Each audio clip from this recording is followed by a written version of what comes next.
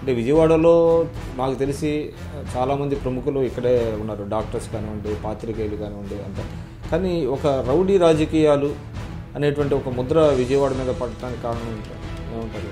పాలిటిక్స్తో caste equations power politics ఇవన్నీ కూడా అవ్వడం మూలంగా అది వచ్చింది. అంటే రంగారి హత్య, ఆంధ్ర రాష్ట్రంలో రంగా లాంటి వాళ్ళు 2-3 ఉంటే ఎన్టీ రామారావు అని పడగొట్టడం పెద్ద కష్టం కాదు, నాకు ఆ ధైర్యం ఉంది, ఆ నమ్మకం ఉందని చెప్పి మాట్లాడు. ఆ రోజు ఆయన కార్పొరేటర్గా జైలు నుంచి గెలిచి ఒక రికార్డు సృష్టించాడు. మహోన్నతమైనటువంటి వ్యక్తి.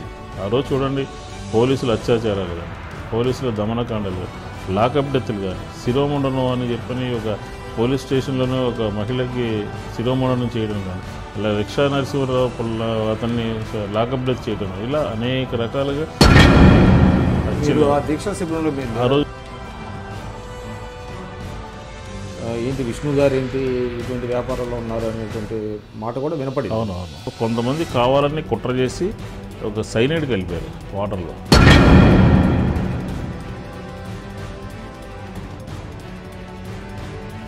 కేసీరావు గారు కానీ, వి హనుమంతరావు గారు కానీ, ఇట్లా కొంతమంది రాజశేఖర రెడ్డి గారు బతుకున్నంతకాలం కూడా ఆయన మీద పడి ఏడిచేటటువంటి వారు.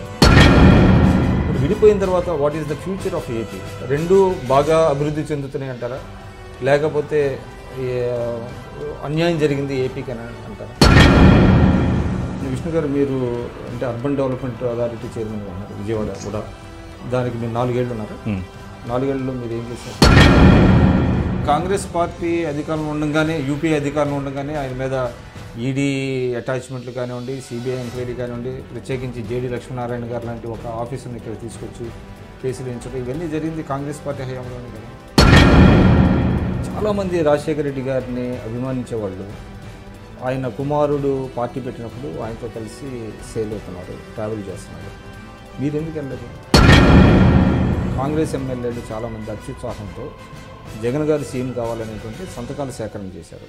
అందులో ఇప్పుడున్న పిసిసి అధ్యక్షులు రఘువీరారెడ్డి గారు ఉన్నారని, తర్వాత నాకు తెలిసి మీరు కూడా ఉన్నారని అంటారు. అది వాస్తవం?